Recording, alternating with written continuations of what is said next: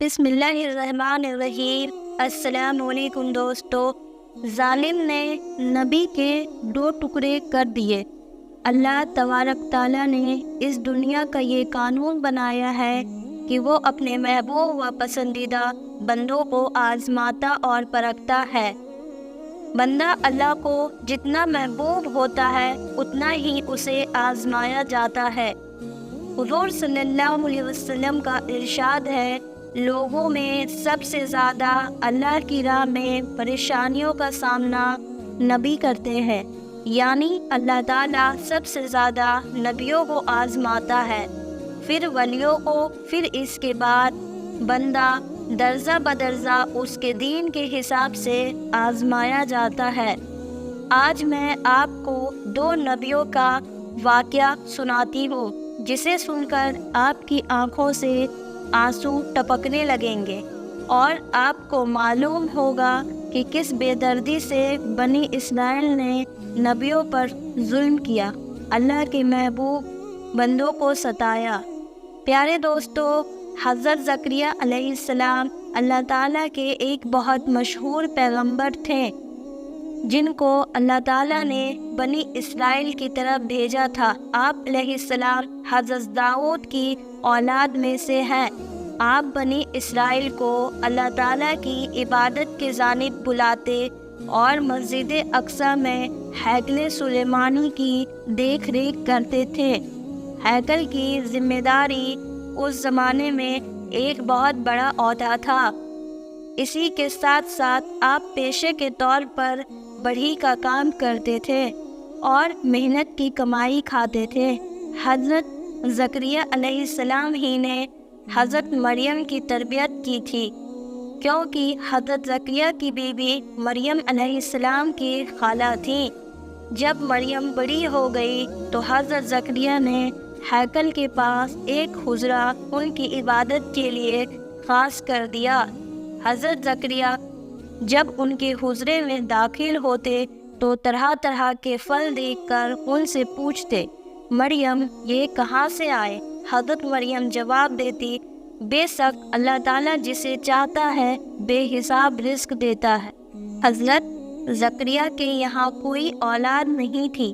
ان کی عمر 70 برس سے زیادہ ہو چکی تھی۔ ان کی بیوی بھی بانجھ تھی۔ ان کو اس کی بڑی فکر رہتی تھی کہ ان کے بعد کون بنی اسرائیل کی رہنمائی و رہبری کرے گا۔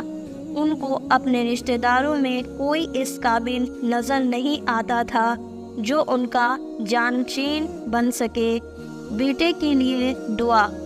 جب حضرت زکریا نے مریم کے پاس بن موسم کے پھل دیکھے تو ان کو خیال آیا کہ جو ذات بغیر موسم پھل دے سکتی ہے وہ بڑھاپے میں اور بانجھپن میں اس نا امیدی کی عالم میں اولاد کی نعمت بھی عطا کر سکتی ہے۔ پھر اولاد کی خواہش ان کے دل میں انگڑائی لینے لگی۔ حضرت زکریا نے اللہ کے حضور دامن پھیلا کر عرض کیا، پروردگار، میرا جسم کمزور ہو گیا، میرے سر کے بال بڑھاپے کی وجہ سے بالکل سفید ہو گئے۔ خدایا، کبھی ایسا نہیں ہوا کہ میں نے تیری جانب میں دعا کی ہو اور محرومی کا سامنا کیا ہو۔ مجھے اپنے مرنے کے بعد اپنے بھائی بندوں سے اندیشہ ہے کہ نہ معلوم وہ کیا خرابی پھیلائیں، اور میری بیوی بانجھ ہے۔ بس تو اپنے خاص فضل و کرم سے مجھے ایک وارث بخش دے، ایسا وارث جو میرا بھی وارث ہو اور خاندان یعقوب کی برکتوں کا بھی وارث ہو۔ پروردگار، اسے ایسا کر دے کہ تیرے اور تیرے بندوں کی نظر میں پسندیدہ ہو۔ حضرت زکریا یہ دعا کر ہی رہے تھے کہ اللہ تعالیٰ نے ایک فرشتے خوشخبری لے کر ان کے پاس بھیجا۔ فرشتے نے آ کر بشارت سنائی، کہا، اے زکریا، ہم تجھے ایک لڑکے کی پیدائش کی خوشخبری دیتے ہیں، اس کا نام یحییٰ رکھا جائے۔ اس سے پہلے ہم نے کسی کے لیے یہ نام نہیں رکھا۔ وہ عیسیٰ علیہ السلام کی بشارت دے گا اور اللہ کے اور اس کے بندوں کی نظر میں برگزیدہ اور گناہوں سے بے رغبت ہوگا اور ایک نیک نبی ہوگا۔ زکریا نے تعجب سے کہا، پروردگار، میرے یہاں لڑکا کیسے ہوگا؟ میری بیوی تو بانجھ ہو چکی ہے اور میں بالکل بوڑھا ہو چکا ہوں۔ ارشاد ہوا، ایسا ہی ہوگا، تیرا پروردگار فرماتا ہے ایسا کرنا میرے لیے مشکل نہیں، میں نے اس سے پہلے خود تجھے پیدا کیا، حالانکہ تیری ہستی کا نام و نشان نہ تھا۔ زکریا علیہ السلام نے عرض کیا، خدایا میرے لیے اس بارے میں ایک نشانی بتلا دیجیے۔ فرمایا، تیری نشانی یہ ہے کہ صحیح باتندرست ہونے کے باوجود تو 3 دن تک لوگوں سے بات نہ کر سکے گا۔ جب نشانی ظاہر ہوئی اور حضرت زکریا کی زبان بند ہو گئی تو وہ محراب سے نکلے اور اپنے لوگوں میں آئے اور ان سے اشارے سے کہا، صبح شام خدا کی پاکی و جلال کی صدائیں بلند کرتے رہو۔ حضرت یحییٰ کی شہادت۔ اللہ تعالیٰ نے حضرت زکریا کی دعا قبول فرمائی اور انہیں یحییٰ علیہ السلام کی صورت میں ایک نیک و صالح فرزند عنایت فرمایا۔ اللہ نے حضرت یحییٰ کو بچپن ہی میں علم و حکمت عطا فرمایا۔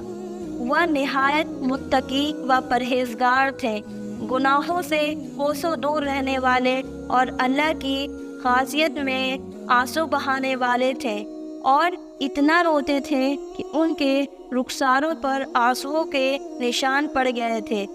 حضرت یحییٰ علیہ السلام کو اللہ تعالیٰ نے حکم فرمایا کہ وہ بنی اسرائیل کو 5 باتوں کی طرف تلقین کرے، اس لیے اپنے بنی اسرائیل کو بیت المقدس میں جمع کیا۔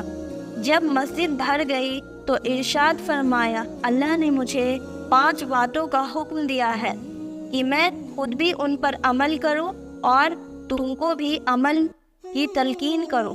وہ 5 باتیں یہ ہیں، نمبر 1، اللہ تعالیٰ کے سوا کسی کی عبادت نہ کرو اور کسی کو اس کا شریک نہ ٹھہراؤ۔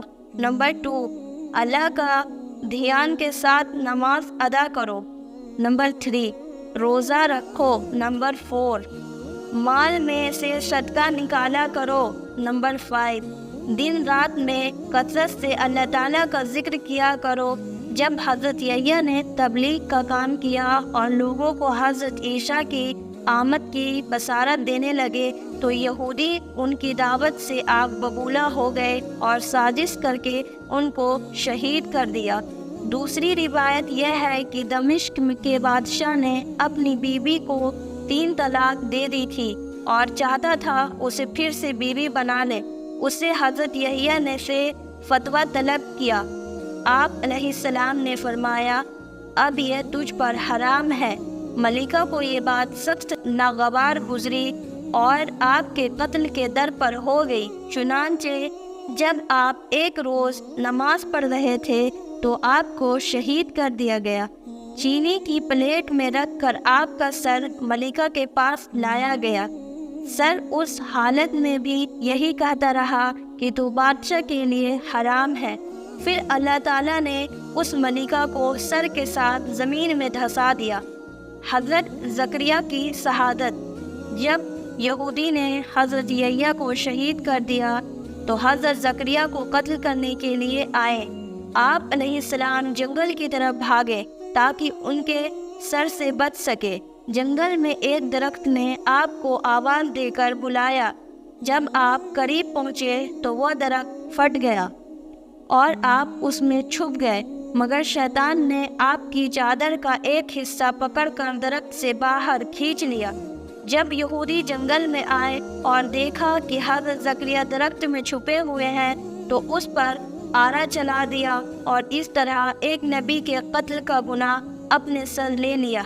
اللہ تعالیٰ کا ارشاد ہے، جو لوگ انکار کرتے ہیں اللہ کے حکموں کا اور ناحق پیغمبروں کا قتل کرتے ہیں اور نبیوں کے سوا جو لوگ ان کو انصاف کرنے کا حکم کرتے ہیں ان کو بھی قتل کرتے ہیں، جو ان کو دردناک عذاب کی خوشخبری سنا دو۔